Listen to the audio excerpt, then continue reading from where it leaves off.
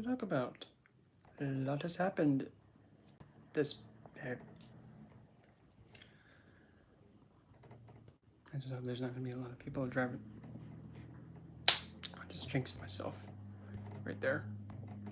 But anyway, essentially with this lovely shenanigans for I guess a little bit of the rest of this night is going to be involving about pretty much caretaking and using your crystal bling, like rings, necklaces, and even the regular stones themselves. This is a piece of citrine, by the way. What you can do to actually like caretake to them, and also includes pendulums, caretake to them, attune them, cleanse them, charge them, and give them intentions, and some little pointers on what to do and how you can wear them. Like for example, like a ring, what finger should you have it on, and other little tips than that. And then at the very end, I'm going to actually do a reading on myself about what I'm going to say in the next few seconds. So anyway, regarding for the channel update and how things are going to be progressing. Well, for first off, it's pretty much getting down to the like lower than the 100 hours left until I can actually apply for monetization. So most definitely, yeah, we definitely are going to be having some kind of thing to go, oh, whoa, about dang time. So yeah, be on the lookout for that. And even also, if you deem fit, give me some ideas what you would like me to do. Like pretty much have a, hold on, there we go. Hold on. Hold on. Just gonna close some stuff on my mobile apparatus just to make it a little bit more easier for the phone to work. I just don't like how my lighting looks. Oh, get over it. Anyway, so actually, a better idea. I'm just gonna turn one of these things on. So, no, I'm not gonna. No. That's not really glamorous. That's like pinky. No, I'm just gonna. No. I'll just stick with this one. No.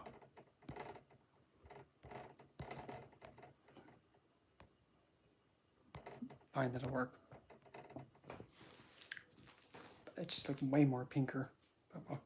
So, first off, so monetization is going to be coming up faster than expected. So I'll be on the lookout for that. Give me some ideas that you'd like me to do, like, well, pick a date where I'll be pretty much live, like almost the whole day. Throwing these up at you, doing astrology readings, and just have like a big giant open floor for code questions of any kind. Yeah, we can do that too. I'm also, on Monday, I'm going to be starting training for a new kind of line of work. I can't really disclose that, but yeah, but it's going to be quite the position. But as well, yesterday, I got an email asking if I wanted to be an astrologer on a well-known astrology app. I responded with my wanting to request more information, and I got it. So then I have the job offer. Obviously, I'm going to take it because that's actually like, well, you have the credentials to do it, so might as well. So I'll be taking that too. So, with that in mind, so essentially, channel's going to get monetized. A new line of work is going to be starting on Monday. Going to be an astrologer and an astrology app. So, just out of nowhere, it's like suddenly there's some income, there's some income, there's some income, there's income all over the place now all of a sudden. And ironically, I see like actually from ending of 27, actually end of 20, well, kind of the midish of like from the end of 2017 all the way up until probably when I broke my, got a broke my heel. Up until then, that whole period from 2017 up until like the kind of endish of 2019, yeah, I had barely no income. Now I'm having income sources all over the place. Well, it is what it is, and finally, but still, that can show you how in your circumstance things can change for the better, just like that.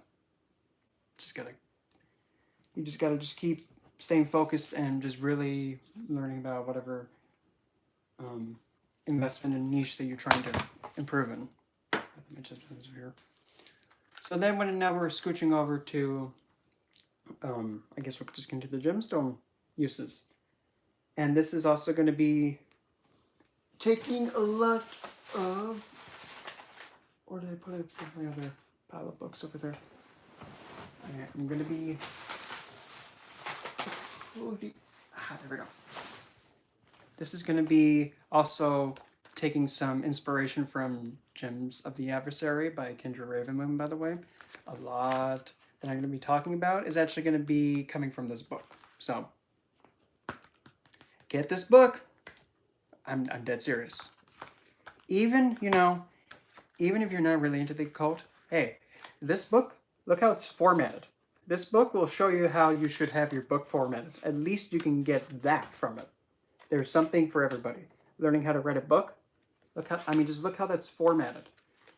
I mean, to be completely honest, this would probably make every, English teacher pretty much be like, oh, my Lord Lanta, that formatting. It would give them kind of ooh, nicely formatted, yeah. It would be like their like a candy store then. But still, I'm pretty much taking some of the inspiration from this and what she has written, because essentially it's part of the book and also my own knowledge too. But a good majority is going to be coming from this. And I'm also going to be using Gemstone elixir she gave me and give us some ideas how to do that. So, first and foremost, with crystal jewelry of any kind, depending on what kind of band, for example, we'll start with rings, depending on what kind of band it is. This is an example, if I can get my fingers to sit still.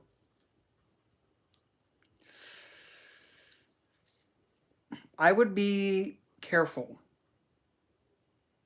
I would be very careful. Some authors write really good material, and there are some that are very questionable. But at the end of the day, investing in reading somebody else's book, as long as you take it and you read it, and then you pretty much formate your own opinion about something. Like, for example, if you take somebody's book about working with the dead, and you take the book that's on that website, you can see that it's different perspectives. However, one perspective, in my opinion, it's not really focused on the aspect of necromancy, for example. When you work with necromancy, your number one priority is building that relationship with the dead and having that foundation with them and knowing how to interact and respect them. Once you know that, then you can branch off into everything else. If you don't have that foundation for working with the dead, anything you do afterwards is not necromancy. Just an example.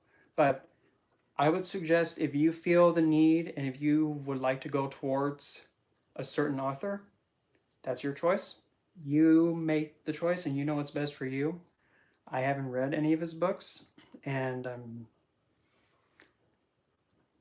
in some of the subjects is either I haven't really had the desire to go down that path, or there are some things I've already know about that material that I don't need to go through over again. But again, it's all up to you. But nonetheless. So depending, for example, if you have a piece of jewelry, like a ring, depending on what the band's made out of, like my sapphire rings, it's made out of,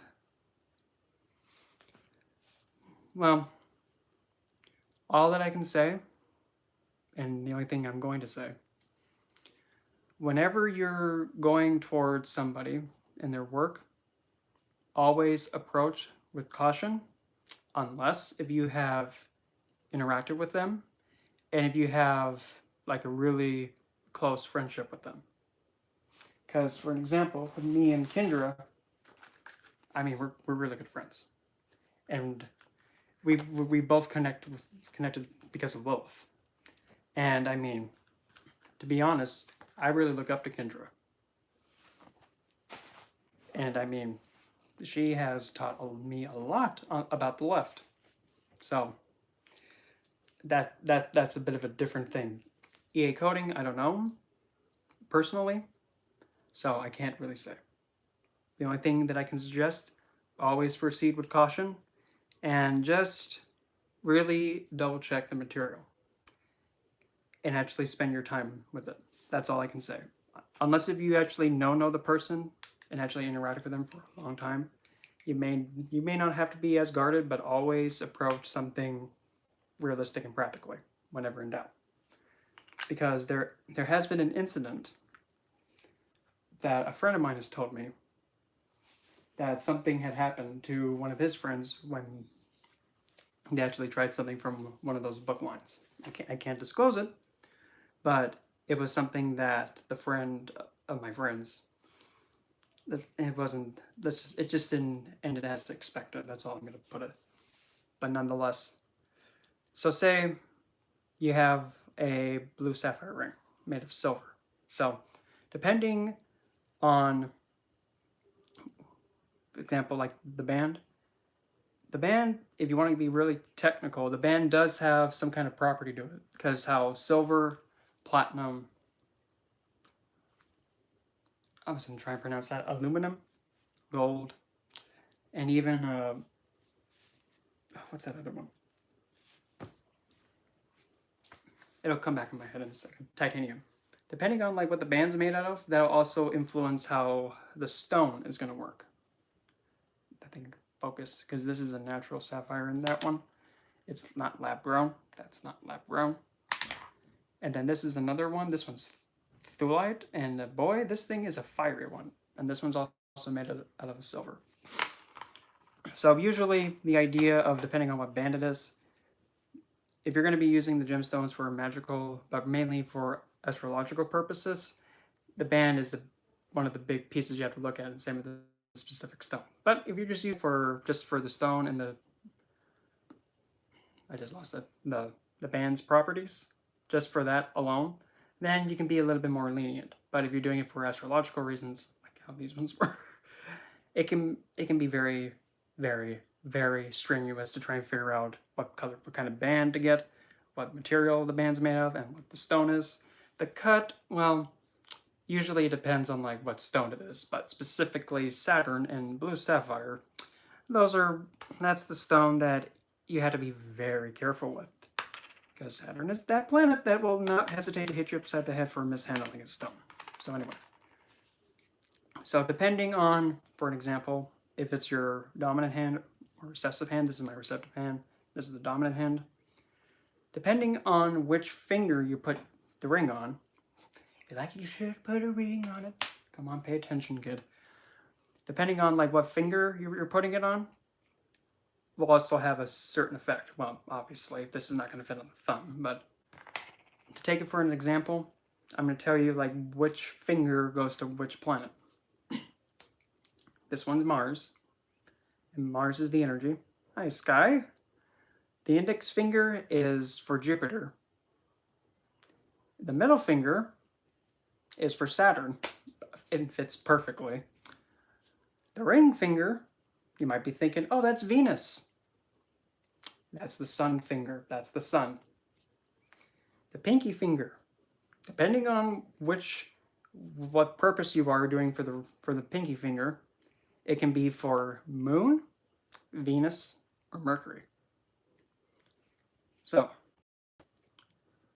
having a blue sapphire ring with a silver band, specifically, it should be going on the ring that's for, it should be going on the finger that's meant for Saturn, because that's stone, blue sapphire, and preferably best if it's a silver band for Saturn, not a gold band, because that'll make that conflicts, because gold is ruled by the sun and Saturn hates the sun. So it should be going on the middle finger. Now say, for an example, now this thulite, this one can be going on the thumb, it can go on the index, or it could also go on the ring, because that's also a friendly. A blue sapphire silver banded ring, it should primarily be like with Saturn, or in the middle finger. Now that being said, as you would any other stone, such as an example, this piece of, just lost it. This piece of, what the heck, dude? You just had it and I lost it. Citrine. It's not a booger, it's citrine. Or any stone, and this one is rutilated quartz, green aventurine, anything. You cleanse them and you pretty much set them back to their natural state, just as you would with any other stone if it wasn't in a ring. So in this case, there's many ways you can do it. You can just use them in water, but keep in mind, if you're going to be thinking it's an idea to put, say, a piece of selenite in water, don't do that. Because it's either, one, the shiny simmering effect is going to be gone. It'll just disintegrate. And it's not going to be around much longer because it's being weakened by the water. And if you're going to be just using like a diffuser, such as this, again, you got to be very careful because this is like water vapor. You don't want to have your selenite or your very not really fond of being wet stones. Why that? I already put it that way. Any stone that doesn't like water, like selenite. Same thing goes with milkshake. Give me that. Same thing goes for a stone like angelite. Yeah, that one doesn't like being wet. Don't get them wet, please. And you can find out which stones are able to withstand getting wet, and which stones are like, oh no, they're like a cat. Don't get me wet. You just have to look at the most hardness scale to figure that one out. Because not all stones like the water. Some do, and they can pretty much withstand it, but there are some that just don't like it. But for this example, and using the gemstone elixir, we're going to use the wet. God, that's hard to get your stones wet. Oh my lord, man, you're so nasty, kid. And anyway, so all you pretty much need is just water, and this is actually spring water. I prefer to use spring water, but when in doubt, you can use your tap water if you deem fit, or even out of the garden hose, because that actually has minerals in it if it's not filtered. But when possible, use spring. So when using like a gemstone elixir, you can put this directly on there, but me personally, I like to also incorporate the water, because the water you can tell and put in your attention in it.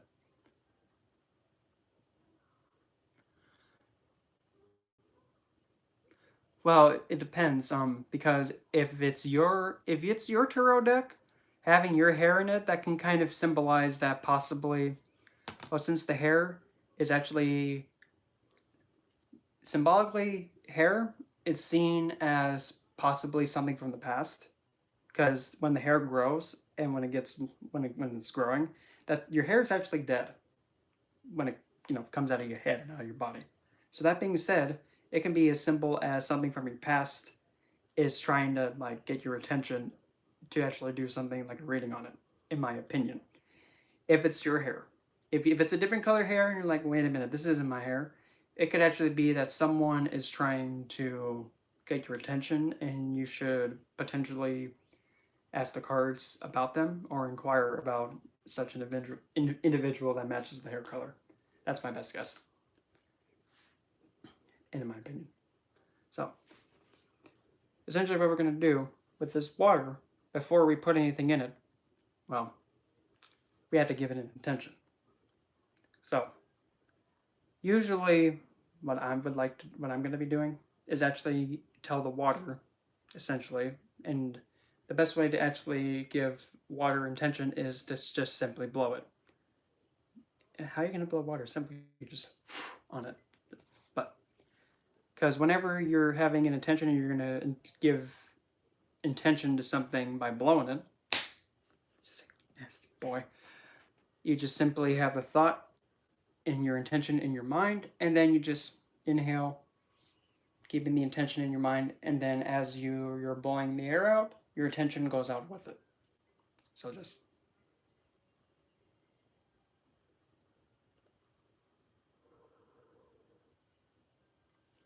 so then that's like how by example it would kind of look like, but you're having the intention go into the water.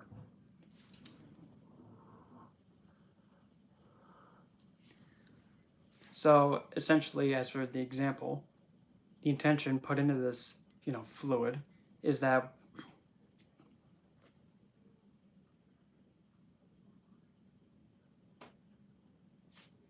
could be potential. It could be potential. So when in doubt, always cleanse and clear it.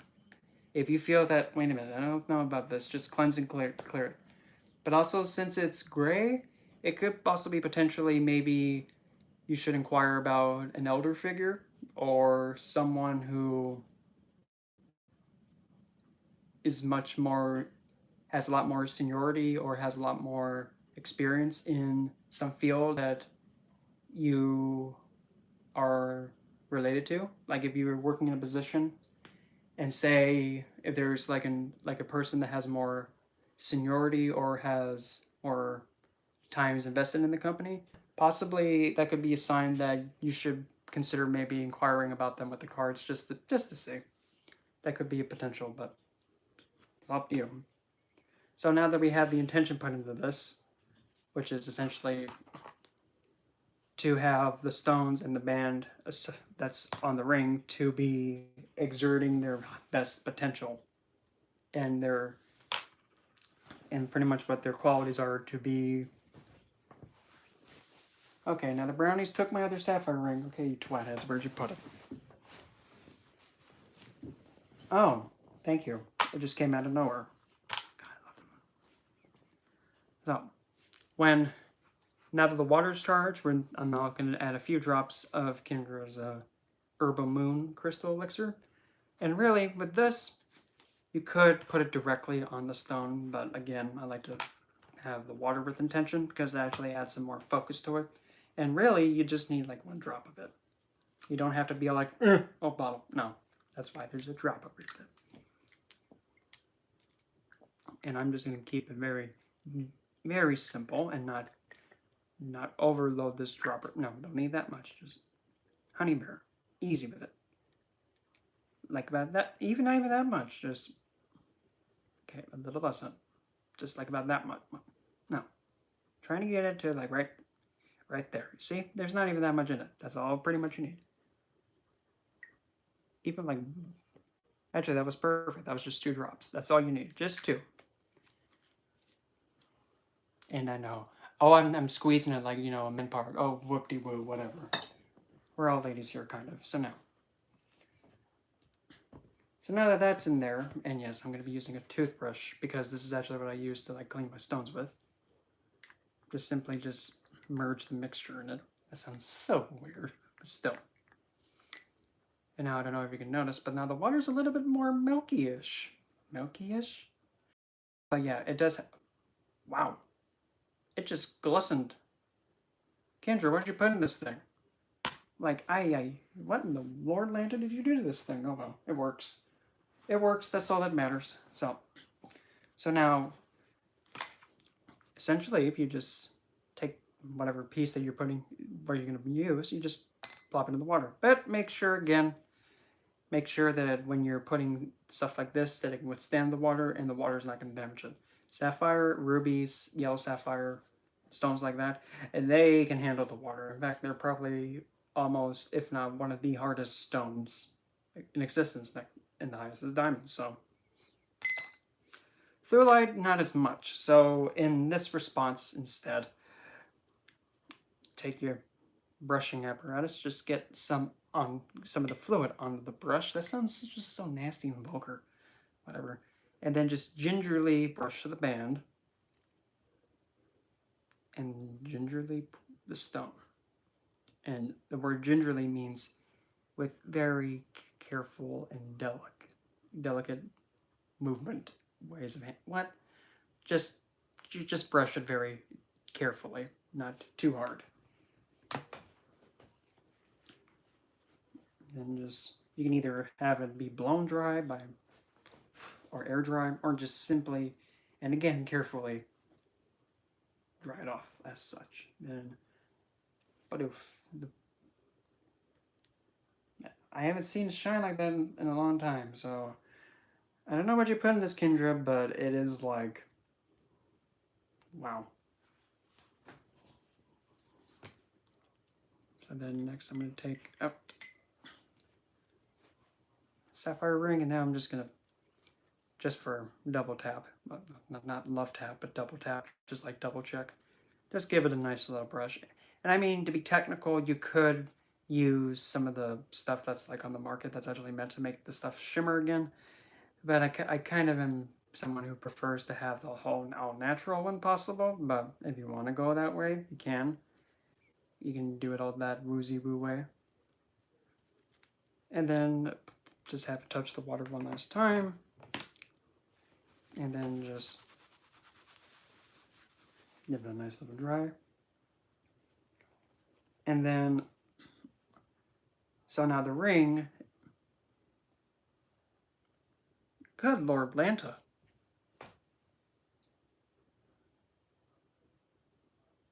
I'm actually looking at this stone. I have not seen my blue sapphire shine this bright before. I mean, I have when I first got it, but still.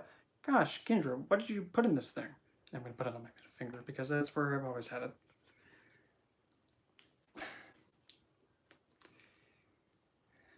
Yeah. Now it's... I'm not going to do that because that's not very nice, but still. Yeah. It hasn't been that bright in a while. So now I'm going to grab the other one out of there. Yeah, I'm just going to put my fingers in the wet fluid. And then just repeat again. And the same thing can be applied to like a necklace too. And if you have a gemstone necklace like the one I'm wearing, you can just put the whole thing in there. But again, you got to make sure it's going to withstand the water. Because this one, it has onyx, which will withstand it. It has phenakite in a glass container, which will handle it. The clear quartz hearts, that'll handle it. The kunzite, even though it can handle the water, kunzite is like my babe, like it's pretty much my fandom baby stone. You know, like the one I fandom the most about. So I'm a little bit more cautious with that one. Morganite can handle it because Morganite's also on this. So Morganite can be put in there because it's a beryl, like beryl, B-E-R-Y-L, not barrel, like do a barrel roll. No, not that kind of barrel. We're not having a pint. So now we're going to just completely ignore the fact I said that. Dry this off.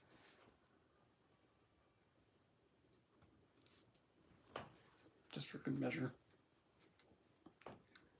So now the ring.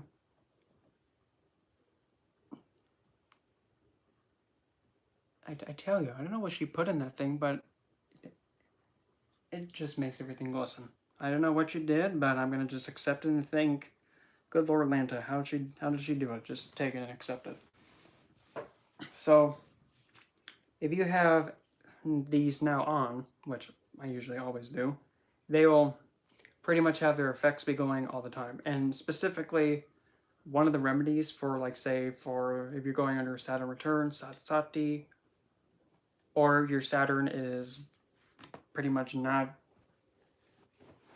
very friendly to you and pretty much likes to use you as a punching stress relieving bag, one of the remedies that you can do is actually wear a blue sapphire on the middle ring. But again, when in doubt, and always probably should, always have like a professional astrologer that specializes in gemstones for gemstone remedies.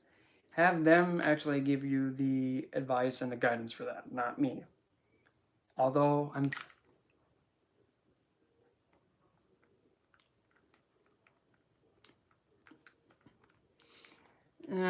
I mean, oh, hey, Leos. For me personally, in my opinion, I don't think the necromancer one, I don't think that one really focused on the idea of necromancy, in my opinion. Because when working with necromancy, your primary foundation is working with the dead. If you don't have the dead, you can't do necromancy. So if you don't focus and prioritize working with the dead first and knowing how to have that connection with them, everything else doesn't matter, in my opinion. And I work with Hell, and I mean, she's all the way down there, and she's the one who taught me how to even go anywhere near the dead. And if I made one mistake, she would probably, you know, just make me deaf. Well, and actually, speaking of books, I'm actually somebody who doesn't read books, because essentially most of all the stuff that I got was either and learned from was online, what my mentor got me. To be completely honest, really, this is the only book I have. Pretty much. The only book. Everything else that I've learned was on either online, just by constantly reading and researching a certain subject over and over again, or pretty much what my mentor Russell taught me, and he put in my head. Other than that, I have no books except this one. And I know this sounds like a... And all my other experience has just been hands-on. A lot of trial and error, and a lot of patience. But if you have now, like say, easy cupcakes, don't get tied up. Now, if you have like a pendulum, you're probably thinking, well, how are we going to do that? Do we just put in the one piece? Because there are some pendulums that just have the one side like this, and then there are some that actually have like two things. Like they have like a focus grip. That's like the best way I'm going to put it. That you actually hold it like this, and then when you have the pendulum go, you actually are holding on to either like a gemstone or a symbol, and the symbology of something represented. For example, sit still. This is a, oh my gosh, I was going to sound so bad if I put it that way. This is, well, Scooch, not you yet. This is a purple hooter. Well, it's supposed to be a purple owl, but an amethyst owl. And then the other part, even though this one's acrylic, it's like a blue sapphire. So really, the thing with acrylic, it can be given an attention, but it's like an artificial attention. It's not, doesn't really have the life amplification, if that makes sense. But now, say for this piece of amethyst, that's a hooter, that's different. And funny enough, this pendulum is actually meant for whenever Lilith gets involved in anything. And if I need to use a pendulum, this is the one I use for her. So, just like with the blank.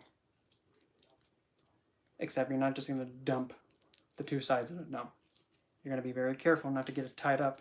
Just going to take it, gingerly just plop it in there. And some chains will rust, so keep that in mind. And if it rusts, well, you might have to, is that even a word? You might have to detarnish it. That doesn't even sound like a word, to tarnish.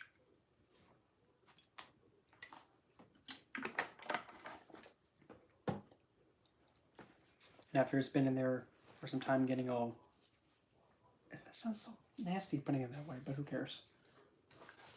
After it's been some time in there being, I'm not going to say it, after getting moist enough, damn kid.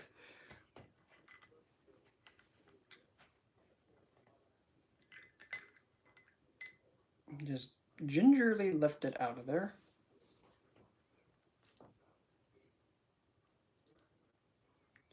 Get to like one part. And even though this is a tumbled piece, me personally, so just to, you know, double check and really brush the BS off of it if there's any on there. Then essentially just work your way down the claspy part, if there's one, and then just completely go down one way, turn, and then just do it on the other, and repeat on the chain, because the chain is probably, if not one of the most important parts to a pendulum.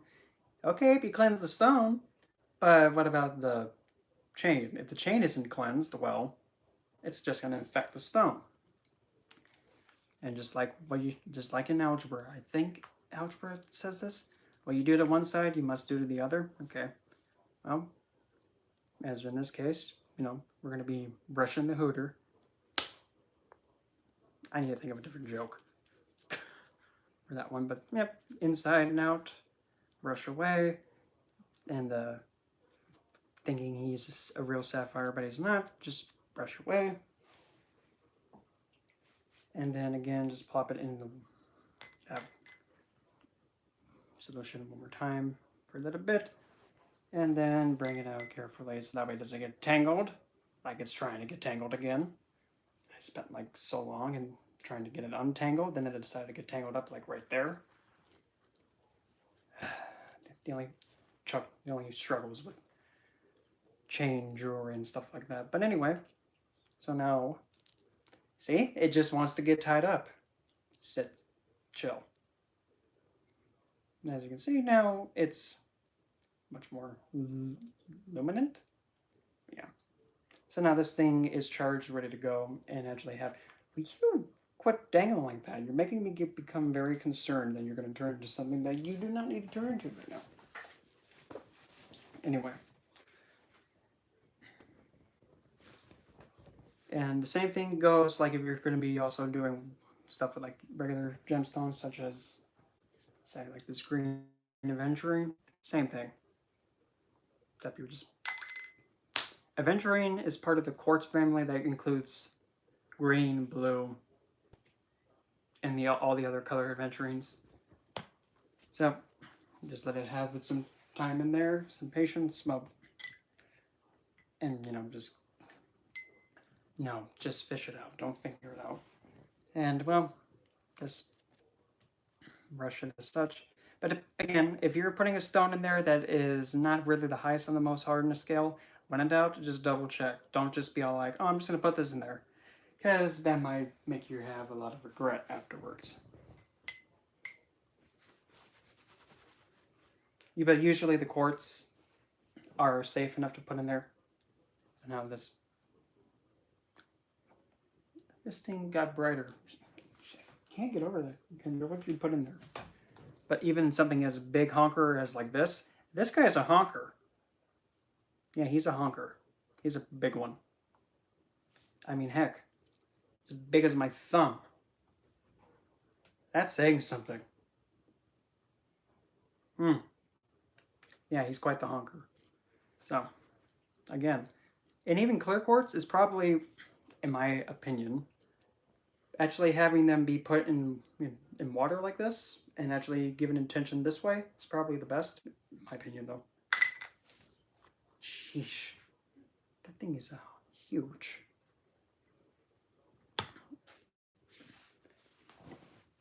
Okay, I'm going to also grab one more thing. Excusez-moi. Okay. I'm just going to try not to, hit myself in the head because that wouldn't be funny. I mean, it would, but still.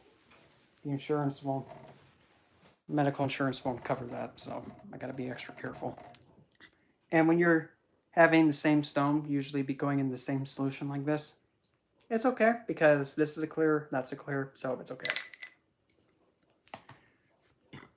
But usually if you keep like the same specific types of stones, like for example, there's clear quartz in there, you can put citrine in there, rutilated quartz,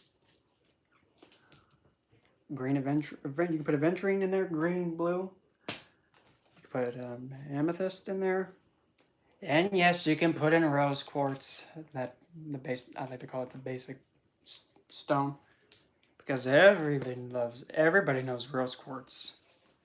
I'm not saying to down it, but it's like a really, if not one of the most common stones.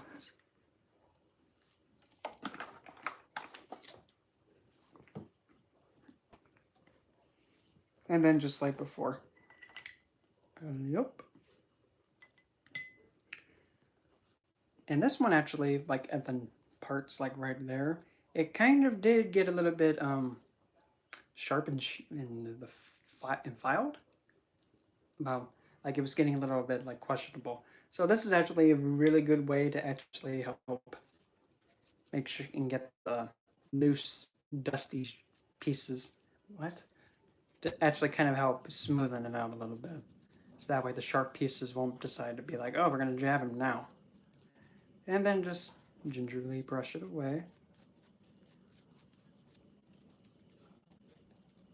and just make sure that you get as much as you can in terms of like all of it in every way angle possible. But if you can't, well, then the air dry will take care of that. So just brush all the BS away, and if you're, wow, well, this thing got more vibrant. And since the other stone is in there and it hasn't been taken out yet, I wouldn't put the stone you just brushed and washed back in, because it'll just essentially now take the other one. So just like again, just simply, give it a good it's kind of like your quartz dentist. What the heck, dude? What does that mean? Quartz dentist. I don't know. Just sometimes my Aquarius moon and Aquarius ascendant brain, sometimes they come up and they think and speak things that are like, what? You know that a lot of people don't understand you most of the time, right, kid? You're going to have to, use a little bit more simple terminology. That's Aquarius for you. You have no idea what it's going to do. It's like a box of chocolates, except it's not afraid to tell you that, I don't know how to tell you this, but not only am I dark chocolate, but I'm sugar-free dark chocolate, which probably is going to heartbreak a lot of people. So it's like, you never know what's going to happen, but be prepared to have the unexpected happen. So, after having now that both of them have been washed, well, not brushed, brushed, I'm going to put one back in the water, lefty left, and then put the other one in next. And then just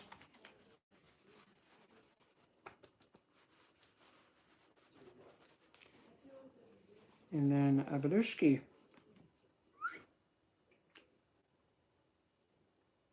It wasn't that bright about a minute or two ago. It wasn't that bright. Something's fishy, and it's not me. I don't even like fish. Still. It wasn't that bright before. I don't know, man. It's something about this water and something about that herbal elixir. But anyway. And that's actually probably, in my opinion, the most effective way. You can also put them in salt water, but again, putting them in salt water, you have to be careful because that'll actually damage the stone. So just keep that in mind. You can put them underneath the moonlight, the sunlight, but again, some stones also don't like being out in the sun. They don't like being in the sun because they can actually start fading. Great example. Oh. If I can get my finger on it. There we go. Great example is amethyst. Amethyst does not like the sun. It's a stone that goes, oh God, get this flamer away from me. And it'll actually start fading the dark purple out of it.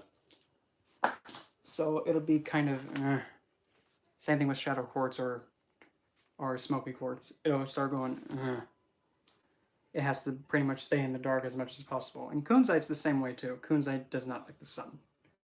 It doesn't like the sun that much either, but it is what it is.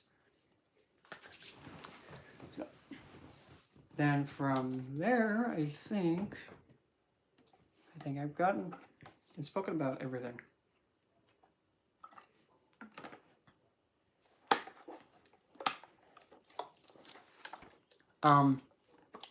For amethyst? Or are you talking about kunzite? I think isn't that called what's that called? Crap. I just had it and I lost it. Didn't I? No, wait. Do I have my crystal book near me? Oh, that's another book I have. This is crystal. This other crystal book I have. So technically, okay, this is the other book I have, technically. But I don't know if you count Tarodex as part of books too, because they have books, but whatever. You get the idea. No, it's part of the spodumene family. I know, okay, if it's green, let me see. backwards. Nope. Oh, bloody.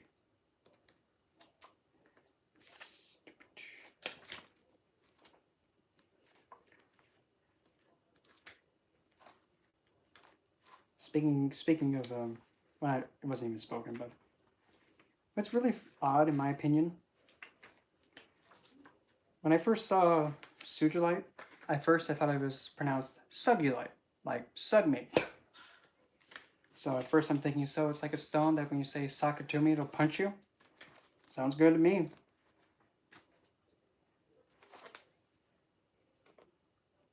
That was it. What did you say it was called? Okay, chrysolite. P-R...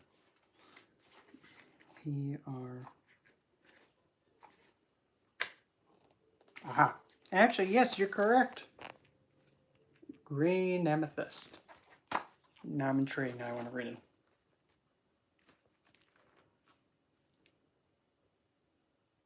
The name derives from the Greek word meaning the leek. Leek, L-E-E-K, like the plant leek. And it's found in Brazil and Arizona. Oh, that's funny. I happen to live in that state. Looks like I'm going to get some leek amethyst. Carries the energetic link between the heart and the crown. That voice crack. It is a catalyst for the identification of higher self. Through purple amethyst association with the crown and psychic, combined with parasolize activation of the healing vibrations of heart, it is a potential unifying experience which one opens the mind and heart to experience of divinity. It assists in bringing spiritual ideas into expression. It reminds one to love and bless others. Oh, bless your heart. And we know what happens when you say bless that heart. You know, oh, just bless your heart. If you're down south, you better get running because you're about to get hit with something. Assists bringing spiritual ideas into expression. It reminds one to love and bless others, seeing through their human foible. That's a big word. Human foibles. F-O-I-B-L-E-S.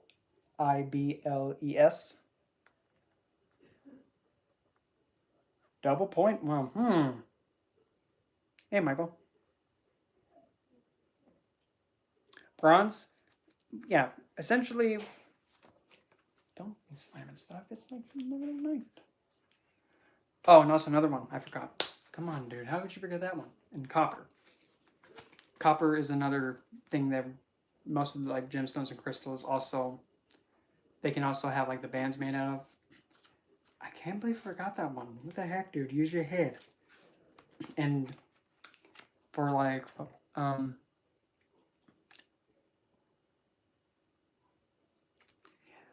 Well, then again, I'm not really entirely sure. Isn't bronze derived from copper? I'll have to like double check to see. I think there's this in the book. I'm gonna hold that spot. Metal, gold. There's gold, which is there's platinum, silver, titanium. Oh, here we go. Copper.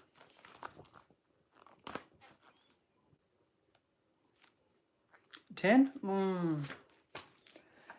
Tin, I'm not really sure how to put for tin. Unless if it's...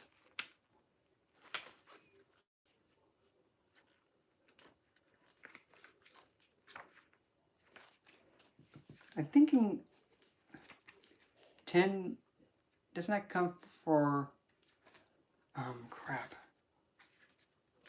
Isn't that also type... I'm having a big Dooms moment.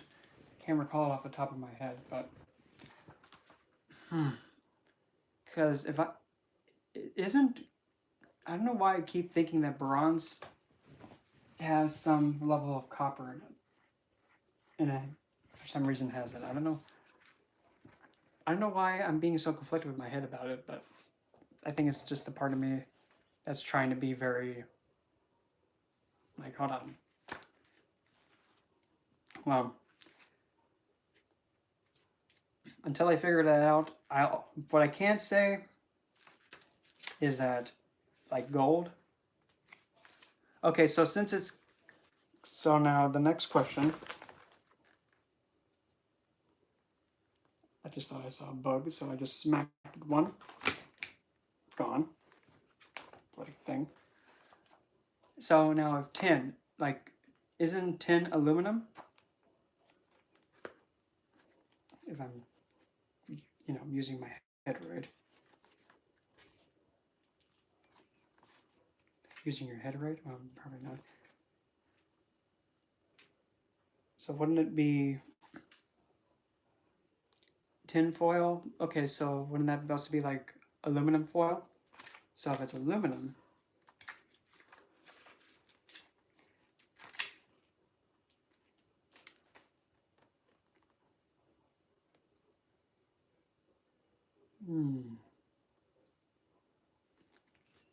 I'll have to double check for that one. But since copper is in it, what the heck happened to my hair there? It's just like, what the heck, dude?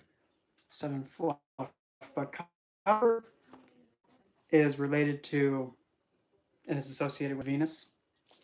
And essentially, it actually helps connect and energize because it's a conductor. You can actually make like a kind of like a circular grid and attach like copper pipes. If you want to be really fancy, you can actually make like a grid. You can have like curved copper wiring or even just copper thread tied around multiple clear quartz points, all pointing around in a circle, and then you can have like two more branching out into the middle.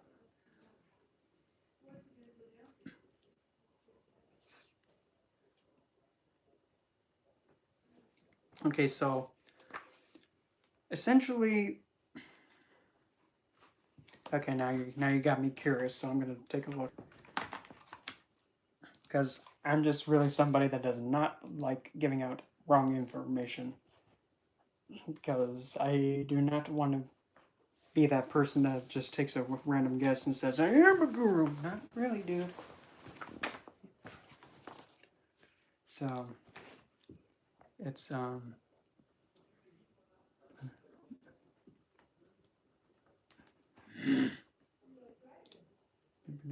too many things decided to open up when I told them not to do that. Let's see here.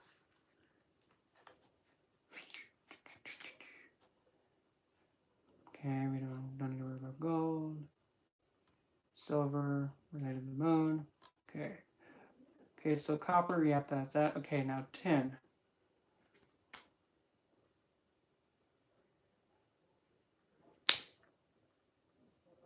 Huh. I didn't know that. Clever. According to Learn Religions, it says that tin is associated to the planet Jupiter, the planet and the Roman god. Well, also known as Zeus in that way, but I call him Guru. It's shiny and malleable, and Romans call it plumbum album. I didn't know plums had buns, but which translates to white lead. I guess plum means white, so get your no. They used it for making mirrors and coins. Tin is often used in alloy, blending with other metals to make something new. So wouldn't that also be, since it's able to blend with other metals, wouldn't that be Mercurian? Because mercury can be very adaptive. But that's my observation. Because it resists weathering and corrosion. Now that kind of has like the idea of being kind of rebellious. Because if something is resistant, it's rebellious against it. So even the Saturnian part there too. It alloys can be used in a number of applications. Tin items discovered in shipwrecks or underground appear like new.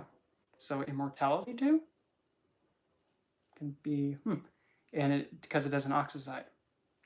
So tin most definitely possibly works with preservation, immortality, keeping something forever working and forever alive, essentially. That's just one idea. But since it's Jupiter, it can be enlightening, maybe? Either, anything that involves, like, enhancing and growing. So, like, if you're trying to grow, say, like your financial work. Oh, platinum. Oh, platinum. Oh, boy. Yeah, that's going to be a fun one when we get to that one. For magical... Okay, well, I was just about to get into that next part about...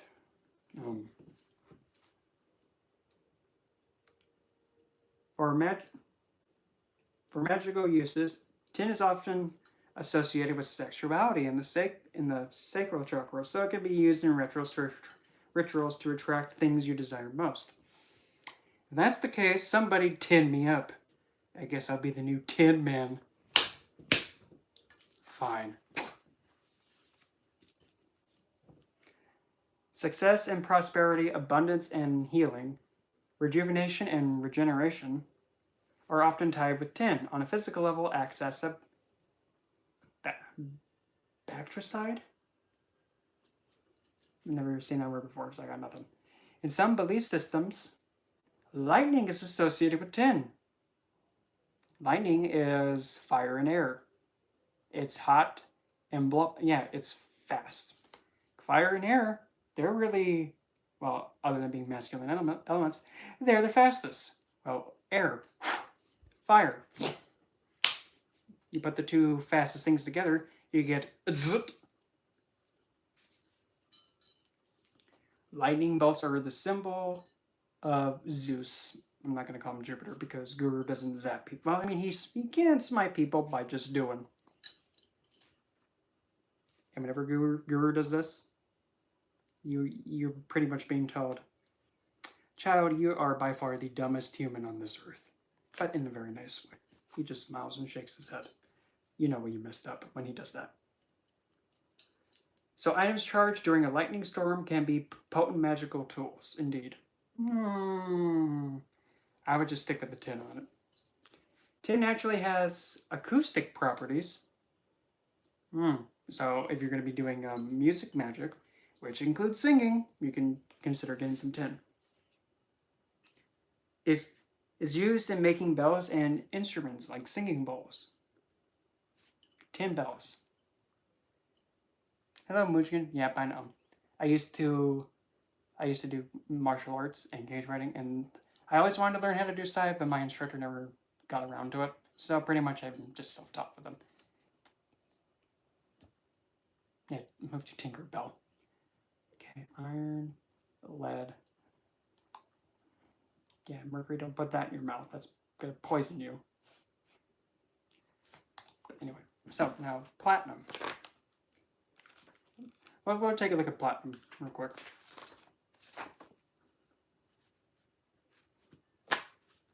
So platinum. Going platinum here. Eventually. 30 years later.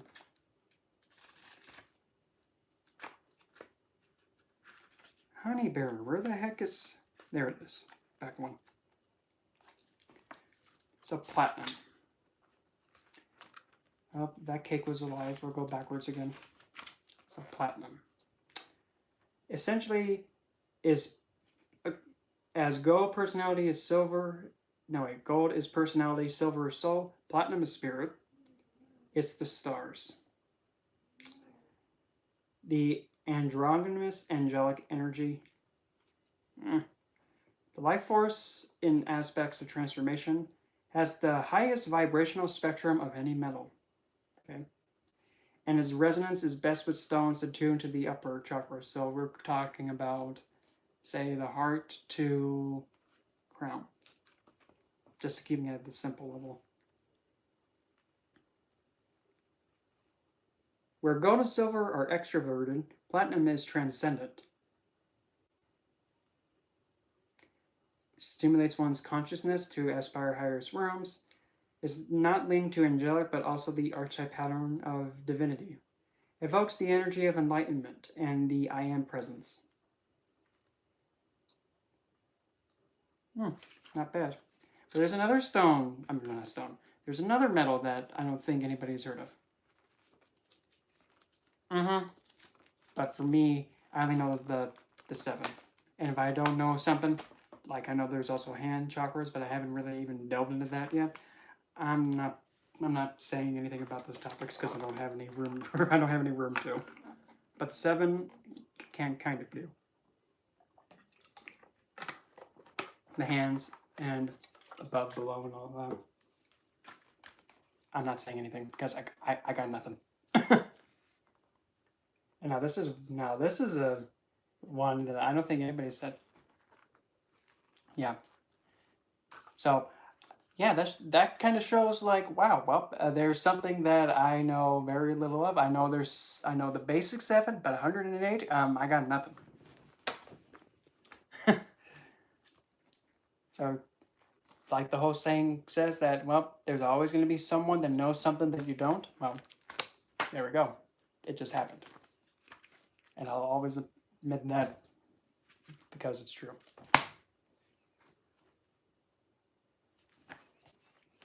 Oh, you're talking about the one that's like right here? Or like this one?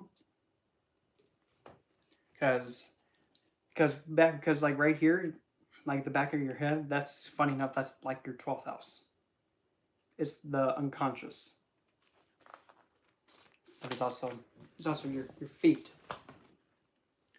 But now, this metal, it's called neobum. Neobum?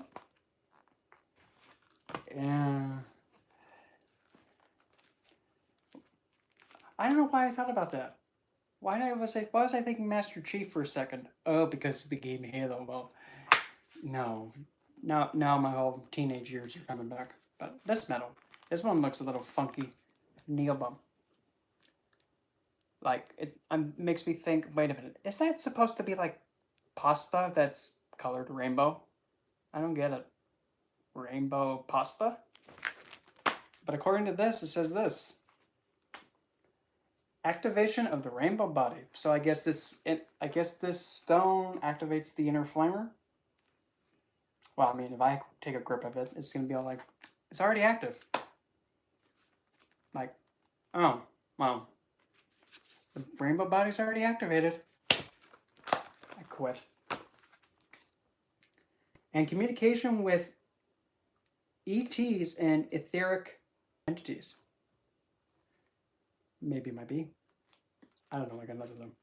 The chakras are every single one. It's earth. Offers a neutral vibration which supports the currents of whatever stones one works to heal and help the body. So I guess it's like, that's for the physical. Emotional encourages impartiality in regards to emotional issues, helps one look dispassionately at one's triggers to avoid identifying with old emotional patterns. Spiritual facilitates communication with all the higher realms, aids in consciously accessing angelic guidance, ideal for recalling and understanding ET experiences. So if you get abducted by aliens, there's your stone to get, because you're like, I need to remember this, so get yourself some neobum. And now what the book says about it. Neobum is such a wild metal. Well, judging by that, yeah, it's rainbow pasta. One wonders if it really belongs to the earth. Yeah, rainbow pasta? Well, Mother Nature, you're getting really creative with your metals. It vibrates the frequency used by many of the extraterrestrial visitors. Hey, guys, you left your stone here. I mean, your metal. You want me to pick it up? Because I think you might need that. I don't think we're advanced yet to use it. But nonetheless. It can help one move into their planes of consciousness. Those who have half-conscious memories of ET experiences can be aided by the metal, in bringing in those occurrences into consciousness. This metal also helps one attune to the angelic domain, especially in regards to receiving guidance. I'm also going to put that as in like saying in the realms of those that are like the specific spiritual guides that you have. So if you're like on the left-hand path, it'll pretty much help guide you to those divines. Same as whatever. Neobum encourages one to see everything from fresh eyes. And it helps this one discern the magic one has overlooked right under one's nose. So if you forget you're magical, get some neobum and hit yourself in the face with it. It's a metal of the rainbow body. And adorning oneself with it can help align all the non-physical forms of the self in such a way that the true rainbow body can take shape. I have nothing to say about that. I'm just gonna go with it. This metal can harmonize with any stone, but azulite and phenakite, which is the little ones in this thing, and phenakite are its favorites for dimension hopping. Please no, that sounds terrifying, because it's like going like, okay, I'm in the 5th dimension, now I'm in the 3rd, now I'm in the 10th, now I'm going to go back to the 2nd. That would be, doing that a lot would make me think, do we not know what dimension we belong in? Why are we going all over the place? It's just me. Neobum is useful in making light tools and crystal energy devices. It resonates to the magical energies of the planet Neptune. Siderite. Let me see. I haven't heard of that stone. I have not heard of that stone before, so let me take a look. Well, this book doesn't have that stone, so I got nothing. I can't really say. But apparently this thing is related. This thing is related to Neptune. To me, wouldn't it be like more related to Rahu? Either Rahu or something that's, or Uranus. Definitely Uranus, because I mean that's like, wow, talk about out there. And like, I even like to call Uranus the planet that's like Lady Gaga. It's like, the heck are you doing, dude? You're what? Oh, meteorite. Okay. And actually, which one? Like tektite or like crap? What's that other one's called? Okay,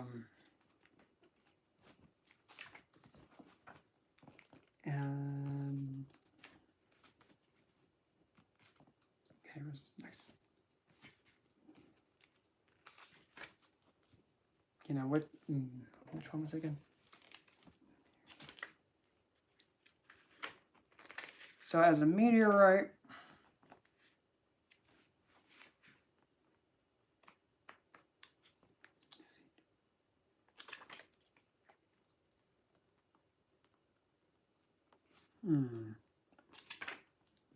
I would have to say possibly it could be similar to that, because since it's really tied to beyond the Earth, meteorites coming and going.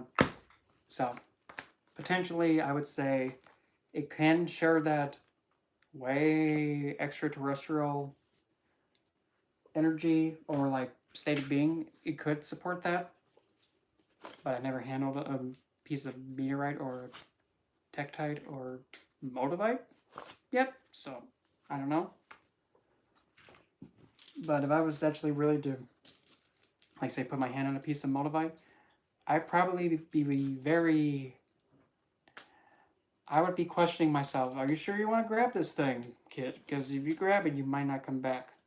I'm not saying that to be like over dramatic, but it's just like I'm somebody who's very sensitive to like a stone. If I've never touched it before, I can get like overrun with energy of that stone. Like a good example, like when I first got my big honker piece of kunzite, this cute little guy. Well, he's not little. He's the biggest piece, but still. When I first grabbed this little guy, when I first got him, literally, upon impact, like, I just feel like cheesy, derpy, cutesy. And really, to me, that's how kunzite felt. It felt like, I just feel like I'm being like smothered by cheesy fanboys and now they won't stop licking me. But I just feel so at peace. Okay, this cheesy loving feeling is too much. I gotta put that thing down, but still. Upon first impact, until like I'm used to a stone, I usually get overrun with the energy at first. And that's like any stone that I never touched before. Like say if I had get a new piece of kunzite, the first touch, it may do something completely different, but it just depends on me and how open I am and how I'm able to connect with it. But now, I guess we'll get into... I just had it and I lost it. Oh yeah, no. 3 parts at the end. So, I figured...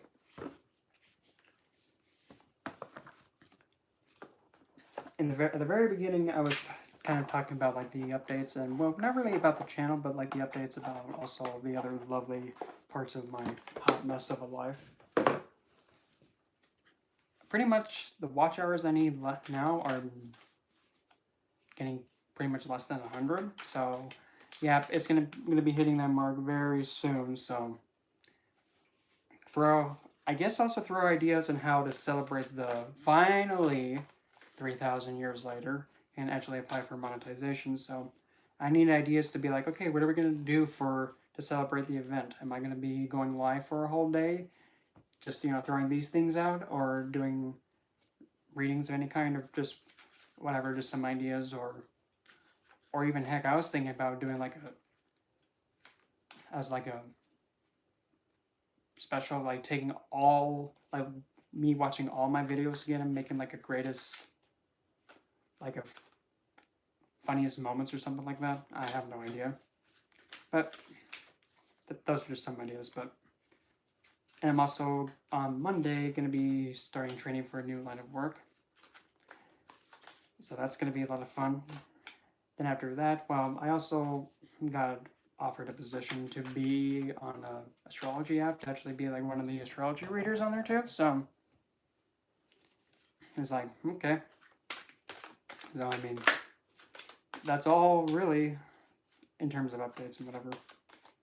But I'm still going to be doing lives when I can here, and usually on the where I'm going to be like primarily going to be doing this other job at.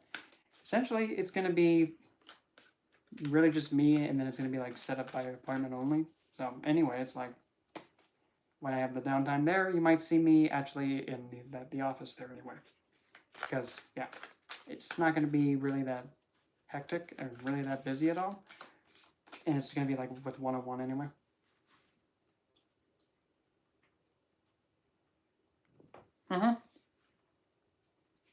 I mean, just take a look at this new stone that's coming, that was just, I think, recently discovered, called Dianite.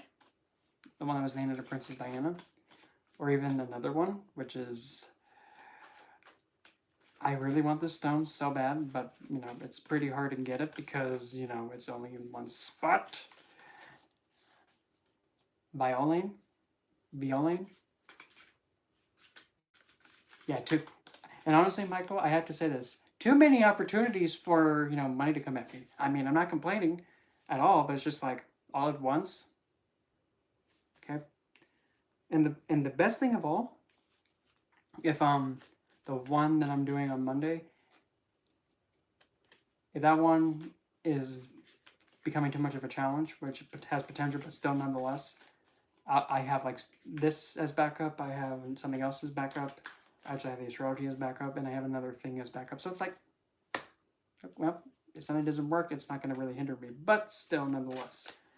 The biggest thing that I do want to make sure that I have is that I have the flexibility that I can relocate and go where as I please and not be crippled and stuck in one spot, because that's something I don't want.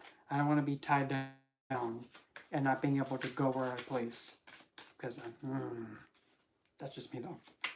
The advantages of working from either home, mobile device, and stuff like that. That's the advantages. And also not having someone say, did you clock in?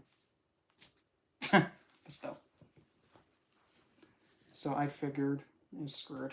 I'll just get my... Let me get my first ebook out. And then the Dark Goddess book out next. Kinky Snowflake. Not really. Funny enough, also, I actually, many moons ago, I used to enjoy a drink here now and then. Not anymore, though, because to me, alcohol is just like whatever. And the last time I had a drink, I think that was back in like, God. I think it was 27, no wait, Yeah, about 2015-ish. Yeah. I haven't really drank alcohol since then. So it's just like, I've been different with it. But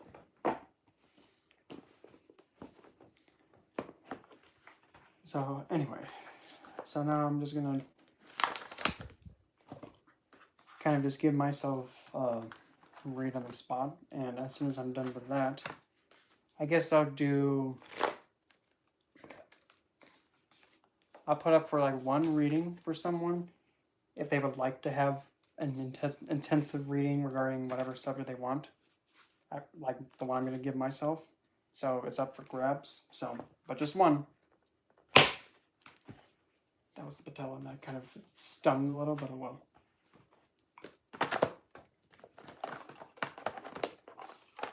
So without further ado, let's get ready to have good old house here get rosy cheeks in front of a live studio audience of 3 people, it looks like. Nonetheless, okay, come hither. Not really, but you get the idea. So we're just gonna loosen that up. Vulgar. And this one is we're gonna be just like the same thing as always. The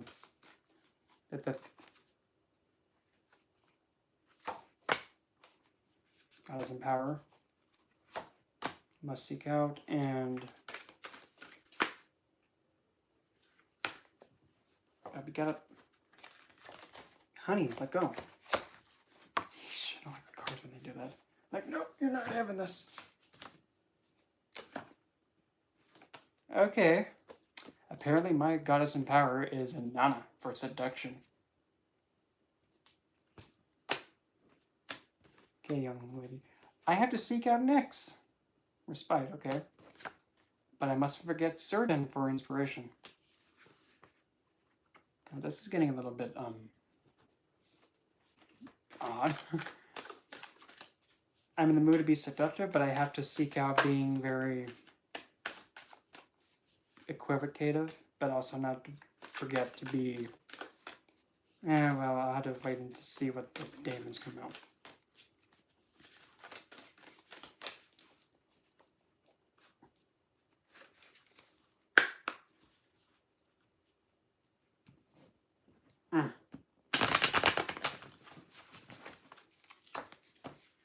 Okay. Zabos, Solas, first one. Empower. Oh, that's interesting to have. It's interesting to have Solas underneath and Nana, and the words is just like, okay, whatever. Getting kind of a little bit too close with the freaky deakies over here. Don't kind of make me get cheeky. Amon. Again with the romantic reconciliation stuff. Okay, we'll go with it. Ooh. And the one underneath Certain is Urbas. Prince Urbas. So, at least from this, I'm getting this for myself. So, currently in power together, both Inanna and Solas. Apparently, I'm pretty much bringing in a lot of attention and a lot of gains in something that's going to bring, well, the best way to put this, since Solas is all about having deeper romantic love connections, and Inanna is, in this case, alluring and pulling things towards. So essentially, I'm going to be gaining a lot more connections and bringing in a lot of connections in this current standing, and that's what's in power right now. I mean, okay, I don't have anything wrong with like having better interactions and connections with people, but when it comes to like the romantic and emotional and the cheesy woozy woo, romance and lovey stuff, I'm kind of a little bit, I don't know, I'm really one of those ones that think, oh, you want to You sure you want to stick with me for the rest of your life? Okay, we gotta survive the obstacle course. And, you know, there's already 3 people that tried and they're kind of stuck and they're impaled in ice spikes. Or stalagmites or stalactites. Yeah, they failed the obstacle course. So, if you want to try, we can. We just gotta make it through the course alive. And that's supposed to be a joke. Because, yeah, I'm very selective and I'm very... You're gonna have to prove yourself because... But nonetheless, enough about my ways of, you know, hacking my romance life. I must seek out Nyx and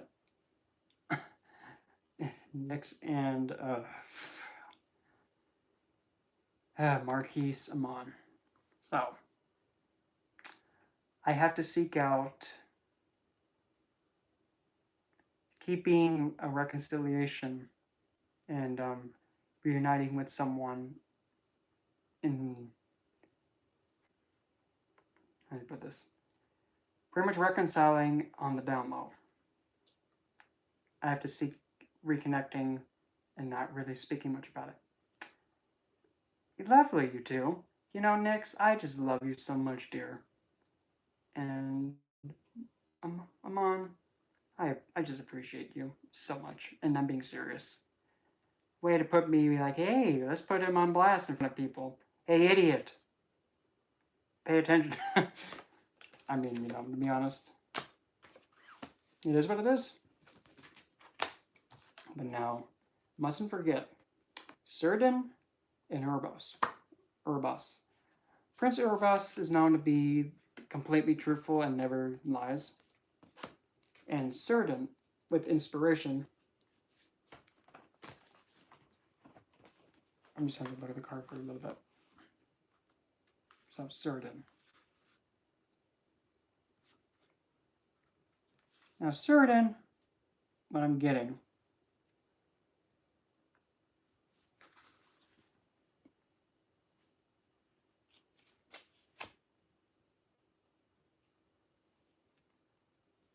I'm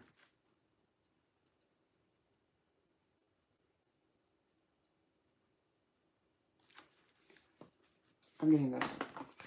I mustn't forget to have the clarity and the truth be always visible and not let something that's deceptive blind me again. Because not having the truth and going along with somebody else's antic woozy-woo is not for my game. So that's what I got from it. And actually, that's creepily accurate. So, you know, I just appreciate you guys so much. And thanks for telling me, hey, so everybody, this idiot over here, he needs this. Okay, thanks for that. Thanks a lot. Thanks for that, you 3. Well, actually, to be technical, 6. So now the tarot part, and I'm using, for myself, the heaven, or, well, actually, it's heaven and earth tarot. I call it heaven or hell because it sounds better that way. And if you play, I think it's Guilty Gear X. I think I think one of the things that the announcer says before, you know, you start beating the heck out of each other with, like, weird fires. Like a doctor that has a lunch, like a brown paper bag over his head, and he uses a giant scalpel as a weapon. Yeah, that game. I think the announcer says, heaven or hell. Like, well, if I win, I get to go to heaven. If you lose, you go to hell. I don't know. It's just what the game says, okay? But if I get a choice, heaven or hell, I'm going with hell, please. And I'm not even going to fight. I'm just going to go. And yeah, that's supposed to be a joke about that. So anyway, now the tarot part. Let's see how... This is going to make me become very uncomfortable. Let it... I have a hair tickling my inner ear, and it's not funny. So anyway, let's get this on the road. So now, don't be doing what like the other 6 just did, because... Don't get me wrong. It's good to know what needs to be known, but let's not make me get embarrassed. Because, you know, nothing's more embarrassing than having the lesson being hitting you in the face, and, you know, everybody is watching you get hit in the face with it. Because that's embarrassing, and also like, okay, hanging out your dirty laundry to dry.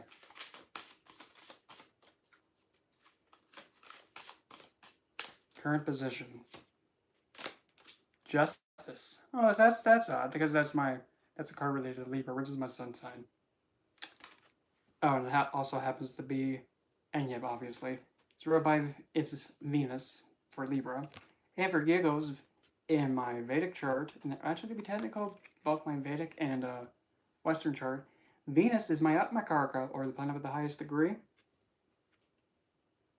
Okay.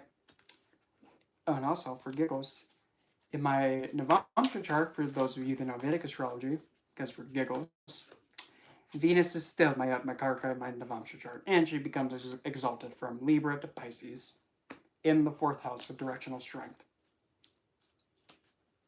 So yeah. Okay. Whatever. I'm serious. Venus in Libra now becoming and turning into Venus in Pisces in the 4th house and the Navamsha. And also Atmakarka. Doesn't get any better than that. I mean, come on now. And even though that kind of does have its gripes, but still, nonetheless, still pretty potent.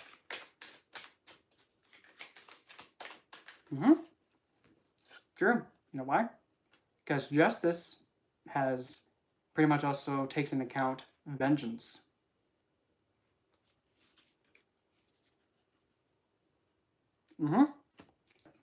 With the depiction of the woman figure going like, really? Really, dude?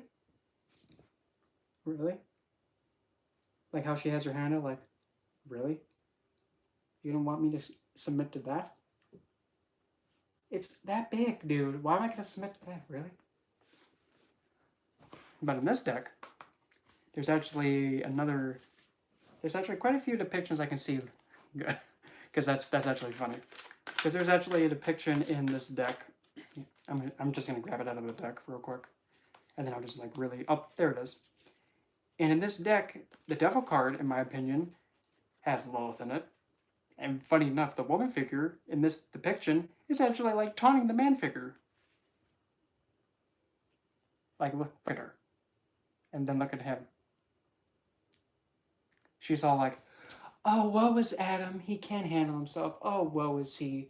Kind of like doing overdramatic faint, like, oh, Lord. Poor guy. He can't handle himself. He needs me, but he can't reach me because he's bound. Oh, woe is Adam.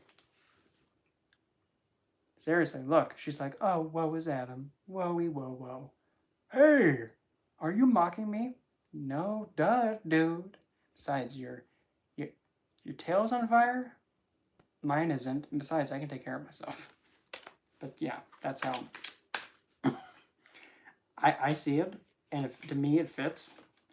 Because, yeah, you know, love kind of, in a way, indirectly was like saying, no, honey, you ain't controlling me. And now that you know you can't handle yourself, you need God to help you with that? Wow, okay, I'm just going to make fun of you right here and there.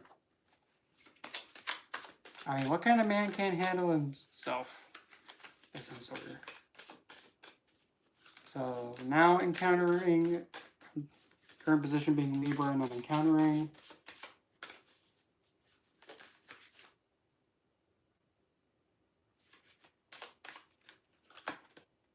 Eight of Swords.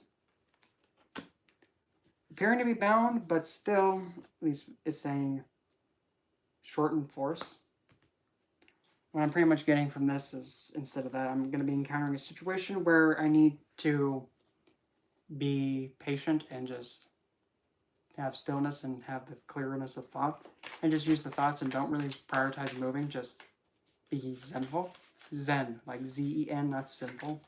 But because you can't, in this predicament, you can't be sinful if you can't use your senses. Yeah. If you can't feel, touch, see, hear, taste, you might be able to taste because he doesn't have his mouth gag, but still. Really go within the self and have self-control.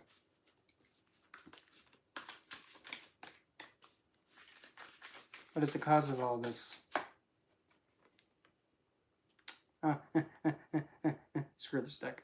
Cause of this, the Ten of Pentacles. No. Oh yeah, everything I just said about the update? Yeah. Okay.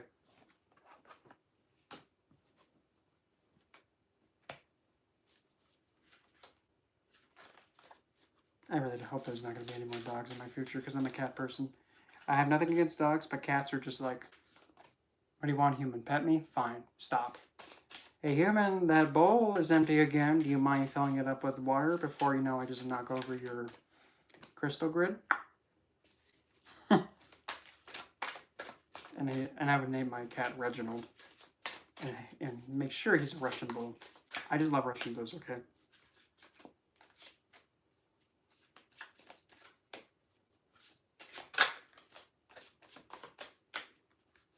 Behind me or backing me up. Ace of Swords, so backing me up is clarity. Or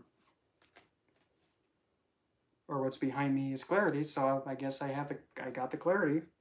Well, that's up because we have the Ace of Swords and then Justice. So clarity, so now balance is being pretty much put in. And there's another sword there making it a 9.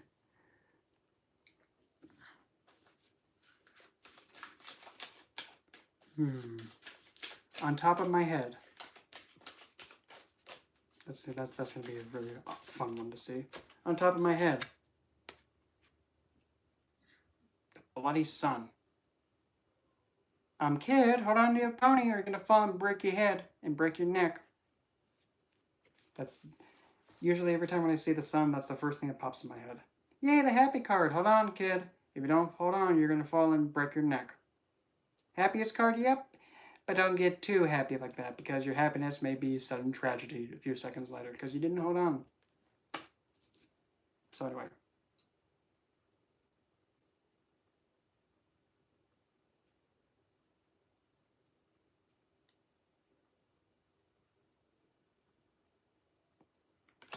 Yeah, that's obvious.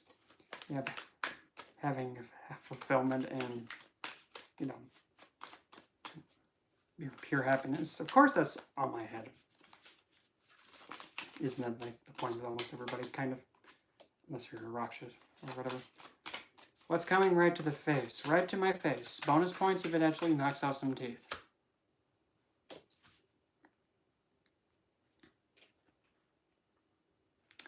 Knight of Red Solo Cup, but the cup's not silver, it's actually silver. I love your silver golded cup. Knight of Cups is coming to my face. Okay. So I guess I get a 9 shining armor that likes to drink coming towards me. Okay. Is that horse? Oh, I thought this horse was like having some blood coming out of its mouth. Like, oh, that's not nice.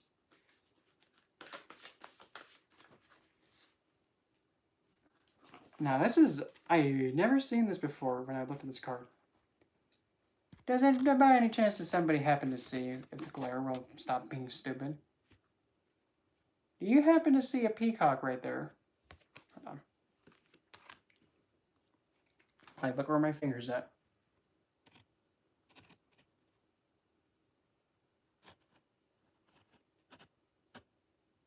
Do you happen to see, like, the peacock? It's kind of hard, but let's see if this will help. Like, right where my finger's at, like, right here. Like, where my finger's at, look, like, in between the fingers, like, right there. Hopefully, this glare, there we go. You should hopefully be able to see a peacock, like, right there. That's, like, the best I got it. Funny enough, screw this deck. The peacock in Vedic astrology, actually, when you do, I think it was called Pancham, or the biorhythm, where actually you incorporate the birds. Peacock, owl, crow, rooster, and vulture, I think. And also, who so happens to have the peacock as a significant bird? Queen Hera, that's one, over marriage. Screw this, as his bird.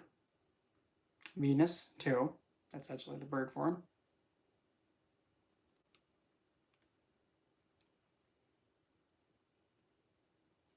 I'm just gonna go with it. Yeesh. Way to really give me the heebie-jeebies. Big pile of cardstock. Self-perception.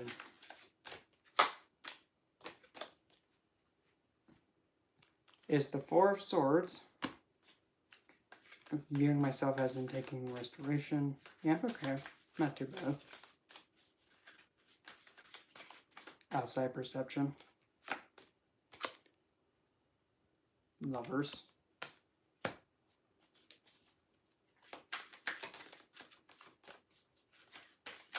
Just going with it. Hoping for, but also deathly afraid of. Four of Cups. Okay, that's getting a little bit too close. How is this Jupiter in Cancer? Because that's like its exalted position. As well as Moon in Cancer, but she owns that, so. But yeah, that's true. Four of Cups, like, I'm aloof to it. Take the damn cup, kid. Open your eyes and drink the damn cup. But no, just put it in your mouth and drink. Get intoxicated. I don't know, I got nothing. Most likely outcome to come about. Wheel of Fate.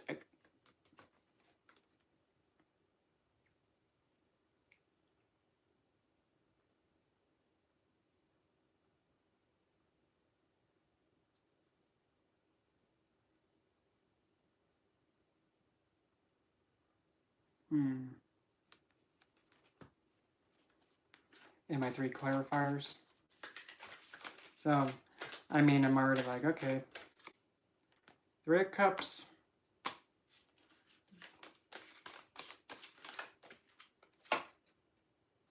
With 9 of Pentacles.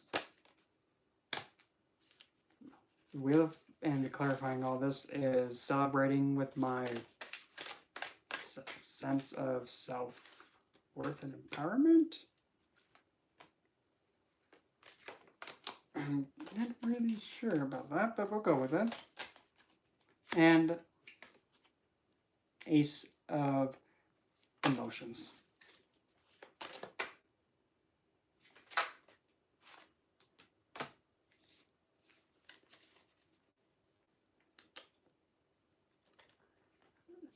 What's making me appear like I'm the lovers to other people? Tell me that. Because that I'm kind of wondering about. That doesn't tell much. Apparently, the reason why I'm the lovers to other people is because I'm the High Priestess. Okay, we'll go with it. And for the Wheel of Fate, what is being progressed?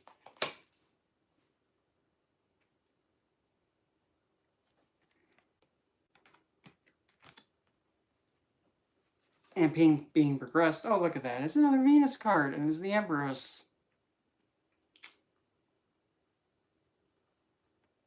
So it looks like fate is moving forward about McQueen status.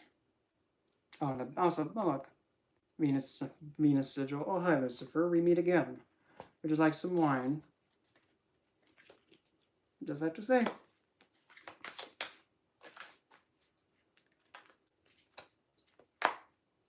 So,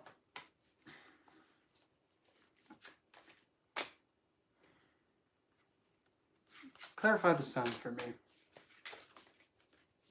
Because obviously, what is this happiness and clarifying that happiness with? Okay. So, happiness involving, you know, me having it come into being. Creating it with everything. Okay, screw this deck. I'm about to just table flip on it. No, not really. Because, I mean, the deck is gorgeous, but still. You're kind of embarrassing me, guys. No.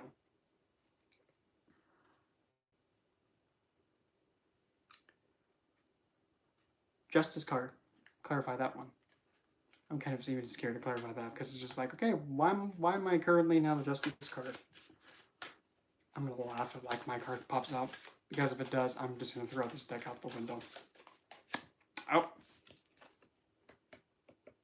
Apparently the reason why I'm just a card is because I'm the Queen of Sass. Not having it. Poor guy got his head cut off. So that's funny because that's kind of true. Yeah, I'm kind of in the not having a mood with someone. But still, nonetheless. And for the clarifying, just clarify those three. 3 of Cups, 9, and then the Ace of Cups. 3 of Cups is Hong Kong Phooey, 8 of Wands. And clarifying then the 9 of Pentacles. 9 of Pentacles, up. Clarifying the 9 of Pentacles is an oh shit moment. So, okay, then clarifying that oh crap moment, what falls then? The 4 of Wands falls, but what comes up instead after the 4 of Wands falling, that used to be clarified by the 9 of Pentacles, self, like the sense of self gets an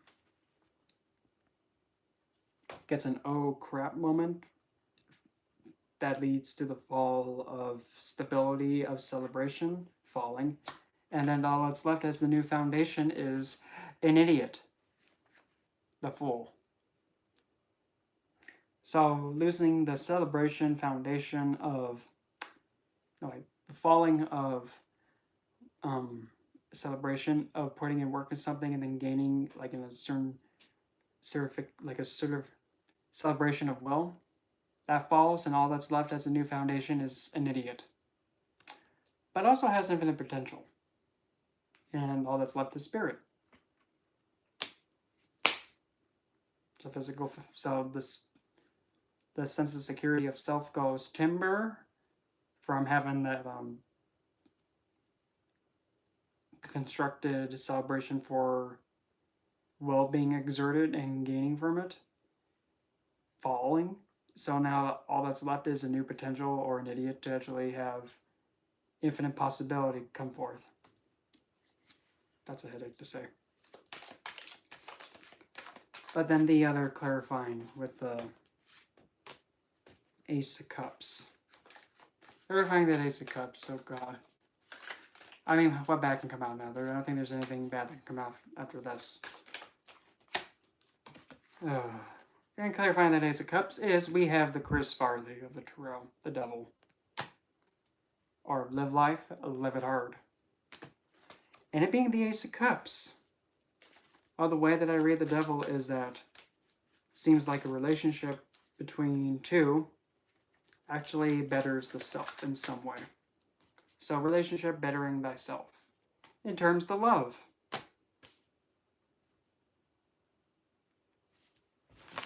I quit this deck. But I mean, I get the message pretty clear.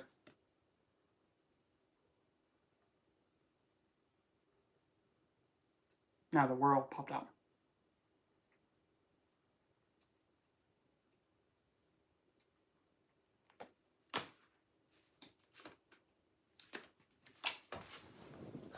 We have the World and then Temperance.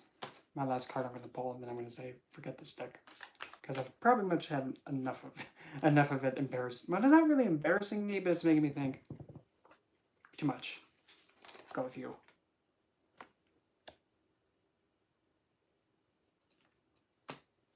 I quit.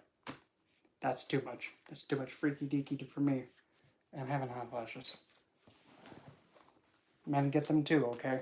I'm gonna grab a ice cream treat, hopefully.